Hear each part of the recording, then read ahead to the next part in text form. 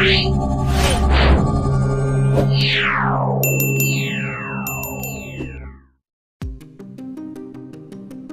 baru Timnas Indonesia, Patrick Kluivert, diyakini tak bisa tenang karena ancaman Sintayong akan segera datang. Ancaman nyata dari Sintayong segera datang guna menguji Patrick Kluivert dan tim baru asuhannya, Timnas Indonesia. Ya, meski telah dicopot dari kursi pelatih Timnas Indonesia, sosok Sintayong masih meninggalkan ancaman yang nyata. Hal itu berkaitan dengan riwayat baik pelatih asal Korea Selatan saat menukangi skuad Garuda di kualifikasi Piala Dunia 2026.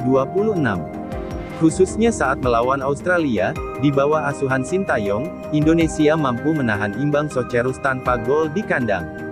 Meski tidak menang, hasil imbang itu memberi beban besar untuk Patrick Kluivert sebagai pelatih baru Timnas Indonesia. Publik Australia melalui salah satu media lokalnya, menilai bahwa itu merupakan ujian berat untuk legenda sepak bola asal Belanda. Hasil pertandingan melawan Australia di laga nanti akan menjadi tolak ukur perbandingan kualitas Kluivert dengan Sintayong. Timnas Indonesia akan melawat ke Sydney dalam lanjutan putaran ketiga kualifikasi Piala Dunia 2026 pada tanggal 20 Maret tahun 2025. Pertandingan ini sekaligus menjadi tantangan pertama Kluivert dengan status barunya sebagai pelatih Timnas Indonesia. Kluivert akan menghadapi ujian berat dengan pertandingan pertamanya sebagai pelatih Indonesia adalah kualifikasi Piala Dunia melawan tim kuat kontinental Australia pada tanggal 20 Maret. Perlu dicatat, di bawah asuhan STY, Indonesia mendapat ujian karena menahan imbang Socherus 0-0 pada September lalu. Yang berarti akan segera ada titik perbandingan bagi basis pendukung yang bergairah di negara tersebut, tulis ESPN Australia. Tak berhenti di situ, tekanan untuk Kluivert semakin bertambah dengan laga selanjutnya melawan Bahrain pada tanggal 25 Maret di Jakarta. Wajah PSSI dan Kluivert akan dipertaruhkan di laga ini. Pada pertandingan sebelumnya di Bahrain berakhir imbang 2-2.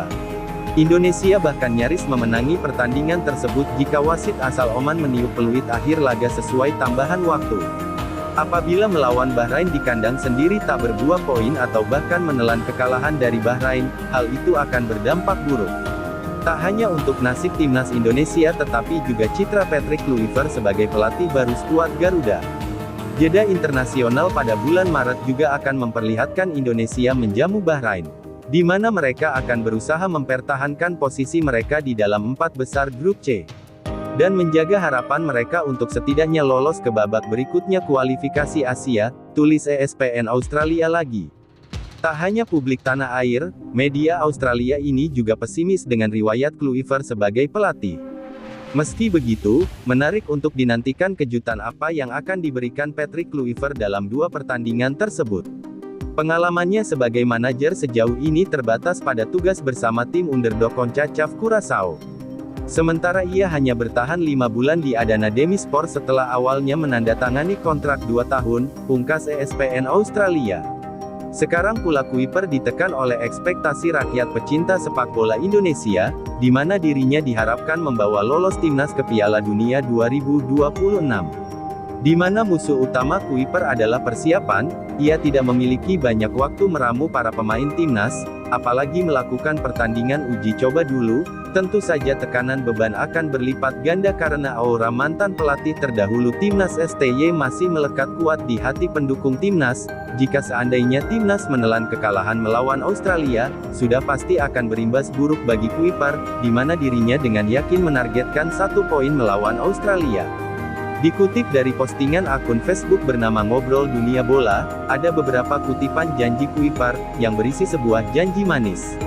Mari kita simak pernyataan Kluivert, sebagaimana postingan akun Facebook Ngobrol Sepak Bola.